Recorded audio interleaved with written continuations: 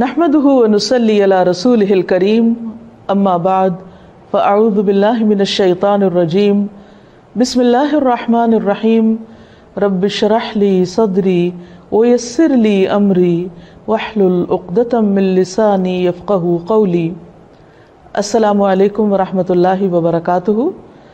ناظرین، پروگرام شہر رمضان کے ساتھ آپ کی خدمت میں حاضر ہوں۔ آج ہم توبہ اور استغفار کے بارے میں بات کریں گے۔ گزشتہ پروگرام میں ہم نے اخلاص پر بات کی، نیت کے صاف ہونے اور ہر کام کو صرف اور صرف اللہ کی خاطر کرنے کے بارے میں، کیونکہ اللہ سبحانہ و تعالیٰ اس کام کو قبول نہیں کرتا۔ وہ عمل اللہ کے نزدیک کوئی اہمیت نہیں رکھتا جو اللہ کے لیے نہ کیا گیا ہو۔ لیکن ہم انسان ہیں، ہم سے غلطیاں ہوتی ہیں، اور قدم کی پھسلن سے زیادہ بعض اوقات سوچ کی پھسلن ہوتی ہے۔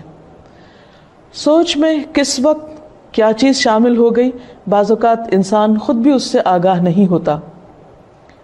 اسی لیے اللہ سبحانہ وتعالیٰ نے ہم پر رمضان کے روزے فرض کیے تاکہ ہمارے اندر تقویٰ پیدا ہو۔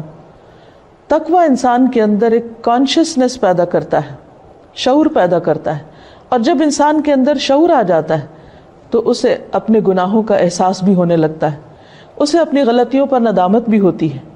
اور انسان تو ہے ہی خطا کا پتلا، بھول چوک اس کے ساتھ ہے، ہر لمحہ کچھ نہ کچھ ہوتا ہی رہتا ہے۔ ایسے میں انسان کیا کرے؟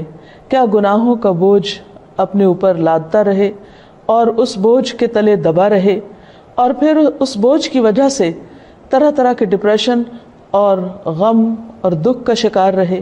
نہیں، اللہ رب العزت واسع المغفرہ ہے، غفور الرحیم ہے، وہ اپنے بندوں کے گناہوں کو معاف کرتا ہے۔ رمضان کا مہینہ اس اعتبار سے ایک بہترین موقع ہے کہ ہم سب اپنے رب کی طرف رجوع کریں، انفرادی طور پر بھی اور اجتماعی طور پر بھی، اور اپنے گناہوں کی معافی مانگیں۔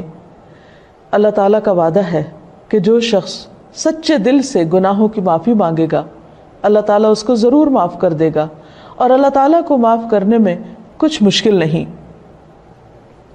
قرآن مجید میں اللہ تعالیٰ فرماتے ہیں، قُلْ يَا عِبَادِيَ الَّذِينَ أَسْرَفُوا عَلَىٰ أَنفُسِهِمْ لَا تَقْنَطُوا مِن رَحْمَةِ اللَّهِ إِنَّ اللَّهَ يَغْفِرُ الذُّنُوبَ جَمِيعًا۔ آپ کہہ دیجئے کہ اے میرے بندو، جنہوں نے اپنی جانوں پر زیادتی کی ہے، جنہوں نے خود پر ظلم کیا ہے، لا تقنطوا من رحمت اللہ، اللہ کی رحمت سے مایوس نہ ہو جاؤ، بے شک اللہ سارے گناہ معاف کر سکتا ہے۔ اللہ تعالیٰ کے لیے کچھ بھی مشکل نہیں۔ ضرورت اس بات کی ہے کہ بندہ سچے دل کے ساتھ، پورے اخلاص کے ساتھ اللہ تعالیٰ کی طرف رجوع کرے۔ ویسے تو رمضان بذات خود گناہوں کے کفارہ کا ذریعہ ہے۔ حدیث میں آتا ہے، نبی صلی اللہ علیہ وسلم نے فرمایا، وَرَمَضَانُ إِلَى رَمَضَانَ مُكَفِّرَاتٌ مَا بَيْنَهُنَّ إِذَا اجْتُنِبَتِ الْكَبَائِرُ۔ ایک رمضان دوسرے رمضان تک اپنے درمیان ہونے والے گناہوں کو مٹا دیتا ہے جبکہ کبیرہ گناہوں سے اجتناب کیا جائے۔ اسی طرح جب انسان ایمان اور احتساب کے ساتھ روزہ رکھتا ہے، وہ بھی اس کے گناہوں کی بخشش کا ذریعہ بنتا ہے۔ راتوں کا قیام بھی بخشش کا ذریعہ بنتا ہے۔ لیکن اس کے ساتھ ساتھ انسان کو پورے شعور کے ساتھ، پورے احساس کے ساتھ خود اللہ کی طرف رجوع کرنا چاہیے اور اپنے گناہوں کی معافی مانگنی چاہیے۔ خصوصاً کبیرہ گناہ، ان کے لیے معافی مانگنا ضروری ہے۔ اللہ تعالیٰ سے توبہ کرنے کا ایک طریقہ بھی بتایا گیا، اور وہ یہ کہ انسان اپنے گناہوں پر نادم ہو، شرمندہ ہو، ان کا اعتراف کرے، ان کو مانے، اور پھر آئندہ نہ کرنے کا وعدہ کرے، اور پھر اپنی زندگی کی اصلاح کر لے۔